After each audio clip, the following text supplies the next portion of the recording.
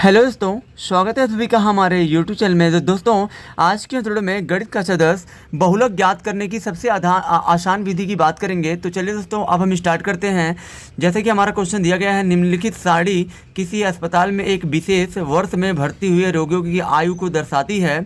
उपयुक्त आंकड़ों के बहुलक ज्ञात कीजिए। यानी कि दोस्तों जो हमें ये आंकड़ा दिया गया है, इसका दोस्तों हमें बहुलक ज्ञात करना है। तो दोस्तों, बहुलक ज्ञात करने से पहले दोस्तों आपको सबसे पहले तो ये जानना चाहिए कि बहुलक ज्ञात करने के लिए हमें किन किन चीज़ों की आवश्यकता होती है। तो दोस्तों, आप सभी ध्यान दीजिए कि दोस्तों ये जो बहुलक का जो सूत्र होता है, यानी कि जो फार्मूला होता है, वो दोस्तों होता है एल प्लस कोष्टक में F1 माइनस F0 बटा में 2F1 minus F0 minus F2 कोष्टक बंद गुणे H होता है। तो दोस्तों यहाँ पे L क्या होता है, F1 क्या होता है, F0 क्या होता है और F2 क्या होता है और ये H क्या होता है, ये दोस्तों सबसे पहले हम लोग निकालेंगे। उसके बाद जाके दोस्तों फिर हम लोग बहुलक ज्ञात कर पाएंगे। तो चलिए दोस्तों, अब हम स्टार्ट करते हैं।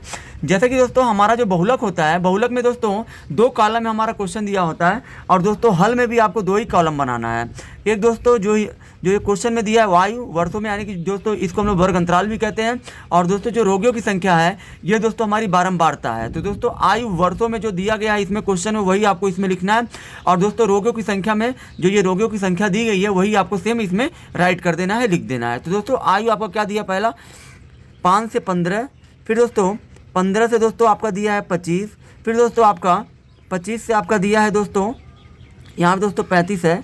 ये दोस्तों आपका फिर दोस्तों आपका दिया है 25 से 35, फिर दोस्तों आपका 35 से दोस्तों आपका दिया है 45, फिर दोस्तों आपका 45 से दोस्तों आपका दिया है 55, फिर दोस्तों आपका 55 से दोस्तों आपका दिया है 65।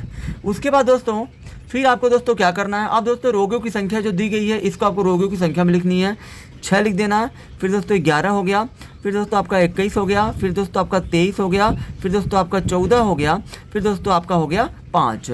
अब दोस्तों यहाँ पे आप चाहें तो दोस्तों आप सिग्मा FI लिख सकते हैं दोस्तों। अब दोस्तों सिग्मा FI का मतलब दोस्तों ये होता है कि जो ये रोगियों की संख्या यानी कि दोस्तों जो ये पूरी बारंबारता है, यानी ये जो आपका F का मान है, इन सभी को दोस्तों आपको जो जोड़ के यहाँ पे लिख देना है। लिख भी सकते हैं, नहीं भी लिख सकते हैं दोस्तों, इससे कोई वो नहीं है, ठीक है दोस्तों।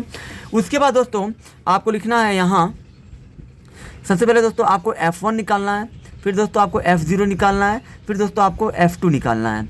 अब दोस्तों F1 दोस्तों कैसे निकलता है, तो दोस्तों जो ये आपका बारंबारता होता है, यानी कि दोस्तों जो ये F का मान होता है बारंबारता में, दोस्तों जिसकी बारंबारता सबसे ज़्यादा होती है वही दोस्तों आपका F1 होता है। तो दोस्तों सबसे ज़्यादा दोस्तों आपका 23 है, यानी कि 23 आपका बड़ा है, तो दोस्तों यही आपका F1 हो जाएगा।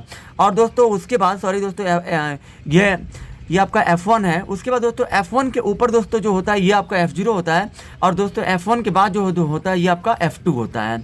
उसके बाद दोस्तों आपको निकालना है L, और दोस्तों उसके बाद आपको निकालना है H।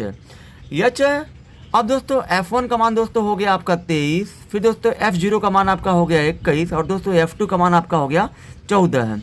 उसके बाद दोस्तों L क्या होता है, तो दोस्तों F1 के सामने वाला दोस्तों जो ये वर्ग होता है, वर्ग माप होता है, इसकी जो दोस्तों निम्न सीमा होती है, यानी कि दोस्तों F1 के सामने वाले वर्ग में जब आप आएंगे वर्ग अंतराल में, तो दोस्तों इसकी जो निम्न सीमा होगी, इसको दोस्तों हम लोग निम्न सीमा कहते हैं, इसको दोस्तों हम लोग उच्च सीमा कहते हैं। तो दोस्तों जो निम्न सीमा होती है यही दोस्तों आपका L होता है, यानी कि दोस्तों F1 के सामने वाले वर्ग अंतराल में दोस्तों जो निम्न होता है, यानी कि जो छोटा होता है, वही आपका L होता है। यानी कि दोस्तों L आपका हो जाएगा 35 हो जाएगा, यानी कि दोस्तों आपके यहाँ पे आपका L का मान दोस्तों आपका 35 होगा। उसके बाद दोस्तों H आपका कैसे निकलता है, तो दोस्तों उच्च सीमा में से निम्न सीमा जब आप घटाएंगे, यानी कि दोस्तों जो ये वर्ग अंतराल में उच्च सीमा दोस्तों मान लीजिए आपका 15 हो गया, 15 में से माइनस कर दीजिए निम्न सीमा को 5 को, तो दोस्तों 15 में से 5 जाएगा आपका 10 आ जाएगा। यानी कि दोस्तों जो आपका H है, इन दोनों के बीच की जो हाइट है, हाइट का मतलब दोस्तों जो अंतर है वो दोस्तों 10 का है। तो दोस्तों यहाँ पे आपका H का मान हो गया 10।